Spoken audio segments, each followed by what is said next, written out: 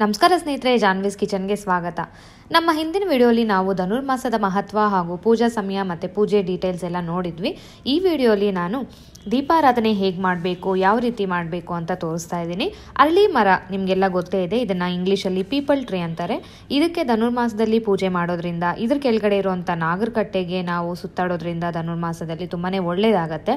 ಈ ಸಂತಾನ ಇಲ್ಲದೆ ಇರೋರಿಗೆ, ಮದುವೆ ಆಗದಿರೋರಿಗೆ, ಮುಂತಾದ ಆರ್ಥಿಕ ತೊಂದರೆಗಳಿರೋರಿಗೆ ಎಲ್ಲ ಈ ಪೂಜೆಗಳಿಂದ ಬಹಳಷ್ಟು ಲಾಭವಿದೆ. ಈ ಅರಳಿ ಮರ ಅಂತ ಹೇಳಿದ್ನಲ್ಲ, ಇದು ತುಂಬಾ ಶ್ರೇಷ್ಠವಾದ ಮರ. ಯೂಶಲಿ ನೀವು ದೇವಸ್ಥಾನಗಳ ಪಕ್ಕ ನೋಡ್ಬೋದು, ಇದ್ರ ಕೆಳಗಡೆನೆ ನಾಗರಕಲ್ಲು ಸ್ಥಾಪನೆ ಆಗಿರುತ್ತೆ. ಸೊ ದೀಪಾರಾಧನೆ ಮಾಡುವ ವಿಧಾನ ನಾನು ಇವತ್ತಿನ ವಿಡಿಯೋಲಿ ಡೀಟೇಲ್ಡಾಗಿ ತೋರಿಸ್ತೀನಿ.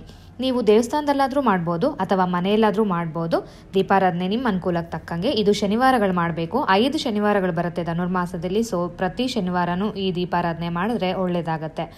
ಫಸ್ಟ್ ಒಂದು ಮಣೆ ಇಟ್ಕೋಬೇಕು. ಮಣೆ ತೇವೆ ಬಟ್ಟೆಯಲ್ಲಿ ಒರೆಸ್ಕೊಂಡು ಅದ್ರ ಮೇಲೆ ರಂಗೋಲಿಯೊಂದು ಹಾಕ್ಕೊಳ್ಳಿ.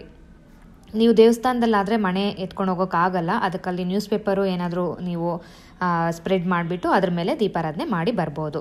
ಮನೆಯಲ್ಲಾದರೆ ನಾನಿವಾಗ ಡೀಟೇಲ್ಡಾಗಿ ಯಾವ ರೀತಿ ತೋರಿಸ್ತೀನೋ ಆ ರೀತಿ ಮಾಡ್ಕೋಬಹುದು. ನಾನು ಹೇಳ್ದಂಗೆ ಪ್ರತಿಯೊಂದು ಸಮಸ್ಯೆಗೂ ಈ ಪೂಜೆಗಳು ಮಾಡೋದ್ರಿಂದ ಧನುರ್ಮಾಸದಲ್ಲಿ ಬಹಳ ಒಳ್ಳೆಯದಾಗುತ್ತೆ. ಗುಡ್ ವೈಬ್ಸ್ ಅಂತಾರಲ್ಲ, ಅದು ಸಿಕ್ಕೇ ಸಿಗತ್ತೆ. ನೋಡಿ, ಈ ಥರ ಒಂದು ಮಣೆ ಮೇಲೆ ರಂಗೋಲಿ ಹಾಕಿ ಇದ್ರ ಮೇಲೆ ಒಂದು ತಟ್ಟೆ ಇಡಬೇಕಾಗತ್ತೆ. ನೀವು ತಾಮ್ರದ ತಟ್ಟೆ ಆದರೂ ಇಟ್ಕೋಬೋದು, ಬೆಳ್ಳಿ ತಟ್ಟೆ ಆದರೂ ಇಟ್ಕೋಬೋದು, ಸ್ಟೀಲ್ ತಟ್ಟೆ ಆದರೂ ಇಟ್ಕೋಬೋದು. ಇದು ನಿಮಗೆ ಬಿಟ್ಟಿದ್ದು. ಇದ್ರ ಮೇಲೆ ಅರಳಿ ಮರದ ಎಲೆ ಒಂದು ಇಡಬೇಕು, ಅಂದರೆ ಪೀಪಲ್ ಲೀಫ್. ಇದು ತುದಿ ಯಾವ ಕಡೆ ಇರಬೇಕು ಅಂದರೆ ದೇವ್ರ ಕಡೆಗೆ ಫೇಸ್ ಮಾಡೋ ಥರ ಇರಬೇಕು. ಅರ್ಥ ಆಯ್ತಲ್ಲ ಫ್ರೆಂಡ್ಸ್? ಎಲೆ ಯಾವ ರೀತಿ ಇಟ್ಕೋಬೇಕು ಅಂತ, ತುದಿ ದೇವ್ರ ಕಡೆ ಇರಬೇಕು. ಮತ್ತು ದೀಪ ಅದ್ರ ಮೇಲೆ ಇಟ್ಕೋಬೇಕು, ಒಂದು ಮಣ್ಣಿನ ದೀಪ. ಅದರಲ್ಲಿ ಈಗ ಬತ್ತಿ ಇಟ್ಬಿಟ್ಟು ಎಣ್ಣೆ ಹಾಕಬೇಕು. ಯಾವಾಗಲೂ ಅಷ್ಟೇ, ದೇವ್ರದ ದೀಪಾರಾಧನೆಗೆ ನಾವು ಕೊಬ್ಬರಿ ಎಣ್ಣೆ ಬಳಸ್ಕೊಂಡ್ರೆ ತುಂಬಾ ಶ್ರೇಷ್ಠ ಅಂತ ಹೇಳ್ತಾರೆ. ಏಕೆಂದರೆ ಎಲ್ಲ ಶುಭ ಕಾರ್ಯಗಳಿಗೂ ನಾವು ಕೊಬ್ಬರಿ ಎಣ್ಣೆ ಬಳಸಿ ದೀಪ ಹಚ್ಚೋದ್ರಿಂದ ಒಳ್ಳೆಯದಾಗತ್ತೆ ಅಂತ ನಂಬಿಕೆ ನಮಗೆ ಇದೆ. ಸೊ ಬತ್ತಿ ಇಟ್ಟು ಅದಕ್ಕೆ ಕೊಬ್ಬರಿ ಎಣ್ಣೆ ಹಾಕಿ ಅದನ್ನು ಅಂಟಿಸೋದು.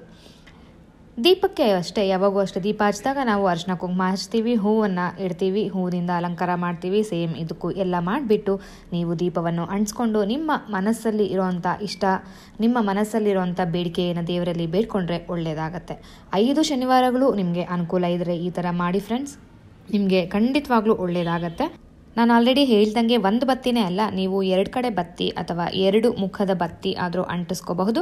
ಬರೀ ದೀಪ ಇಡಬಾರ್ದು ಅಂತಾರೆ. ಸೊ ಅದರಲ್ಲಿ ನೀವು ಕಪ್ಪು ಎಳ್ಳಾದರೂ ಸ್ವಲ್ಪ ಹಾಕ್ಬೋದು, ಅಥವಾ ಅಕ್ಷತೆ ಕಾಳಾದರೂ ಸ್ವಲ್ಪ ಎಣ್ಣೆ ಒಳಗಡೆ ಹಾಕಿಬಿಟ್ಟು ಮತ್ತೆ ದೀಪ ಆರಾಧನೆ ಮಾಡಬೇಕು. ಸೊ ನೋಡಿ, ನಾನು ಅರಿಶಿನ ಕುಂಕುಮದಲ್ಲಿ ದೀಪಕ್ಕೆ ಅಲಂಕಾರ ಮಾಡಿದ್ದೀನಿ, ಹೂವು ಇಡ್ತಾ ಇದ್ದೀನಿ. ಈಗ ದೀಪವನ್ನು ಅಂಟಿಸಿ ಮನಸ್ಸಲ್ಲಿರುವಂಥ ಕೋರಿಕೆಗಳನ್ನು ಕೋರ್ಕೋಬಹುದು.